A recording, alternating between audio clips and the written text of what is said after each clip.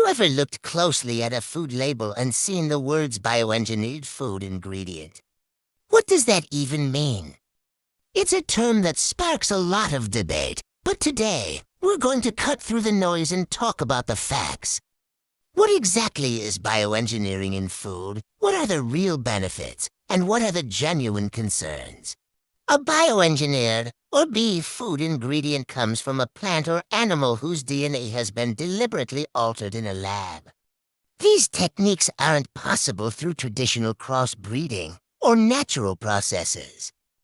Essentially, scientists introduce or modify genetic material to give the crop a specific trait, often focusing on things like pest resistance or simply producing a higher yield. In the U.S., you'll find these B ingredients in many common processed foods.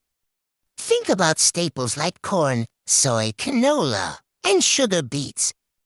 Since 2022, due to the USDA's National Bioengineered Food Disclosure Standard, these products must carry a disclosure label. This label helps you, the consumer, know exactly what you're eating. Now, let's talk about the difference between B and the more commonly known term GMO. The federal government, specifically the USDA, uses bioengineered as the official term for genetically modified organisms under this disclosure law. However, not every product considered a GMO meets the strict federal definition required for mandatory B labeling. For a food to be labeled B, it must contain detectable, modified genetic material. When you see that label, you might be looking at ingredients derived from common B crops like field corn, soybeans, canola, sugar beets, or even specific fruits like Arctic apples, which resist browning, or the vibrant pink glow pineapple. These crops are often processed into refined ingredients, such as corn syrup, cornstarch, or various oils found in virtually every aisle of the grocery store. The labeling itself can take a few forms. The company can use text that says bioengineered food, a simple QR code, or the specific green and yellow USDA logo. The point of this standardization is transparency, ensuring consumers have access to this information right at their fingertips. So, why do we create these bioengineered foods in the first place? The fundamental reason is to improve crops. We're talking about giving them traits that help them survive better, like resistance to drought, protection against pests, higher yields per acre, or even just a better, longer shelf life to reduce food waste.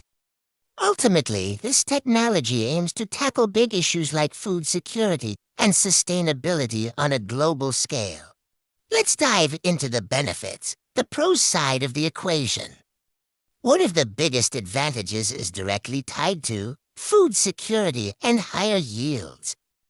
Bee crops can be engineered to resist specific pests and diseases, and they can better handle harsh conditions like drought or salty soil.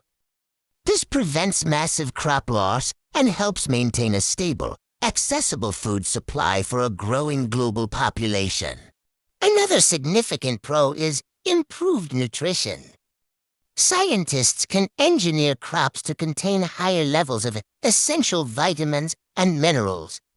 The most famous example is golden rice, which is enhanced with vitamin A, a crucial step in combating vitamin A deficiency in developing countries, which can lead to blindness. Furthermore, many bee foods help reduce the need for chemical pesticides. For example, some corn varieties, known as BT corn, are engineered to naturally resist certain insects. Since the plant handles the pest, farmers don't need to spray as many chemical insecticides. This is beneficial both for the environment and for the people who grow and harvest the food. There are also benefits related to quality and economy. Think about the enhanced quality of crops that resist browning or bruising, like those bee apples and potatoes. This reduces food waste in the supply chain. And economically, bee technology often results in lower growing costs for farmers, which can potentially translate into lower prices for you at the grocery store. Now we need to look at the concerns, the cons, which are equally important in this discussion. One of the most frequently cited concerns is allergenicity. Critics worry that introducing genes from one source into a new food might accidentally transfer allergenic properties. While testing protocols are designed specifically to prevent this, and regulatory bodies actively screen for it, the theoretical risk remains. It's important to note that regulatory bodies have stated there are currently no confirmed allergic reactions linked to the bioengineered foods currently on the market. Another complex issue is the concern about antibiotic resistance. Early in the development of bee technology, some scientists used marker genes resistant to antibiotics to confirm that the desired genetic modification had successfully taken hold in the plant. This raised fears that this resistance could somehow transfer to humans or bacteria in the environment, although extensive research has found limited evidence to support this concern in current commercial crops. The environmental impact also raises valid questions. There are concerns about whether bee crops could harm beneficial insects like bees or butterflies, or lead to reduced biodiversity if large tracts of land are dominated by a single, genetically uniform crop. Perhaps the most controversial concern centers on herbicide use. Some crops are engineered to resist specific herbicides like glyphosate, the active ingredient in Roundup. While this allows farmers to effectively weed their fields without harming the crop, critics argue that it encourages heavier use of the herbicide. The safety and long-term health effects of glyphosate exposure remain a subject of intense controversy and ongoing legal debate, especially concerning links to illnesses like non-Hodgkin lymphoma. Finally, there's the broad concern about unknown long-term effects. Because these technologies are relatively new, critics argue that we simply haven't studied the ecological or long-term human health impacts over multiple generations enough. They demand more extensive, long-term research to fully understand the consequences. So where does that leave us? The key takeaway is complex but ultimately reassuring.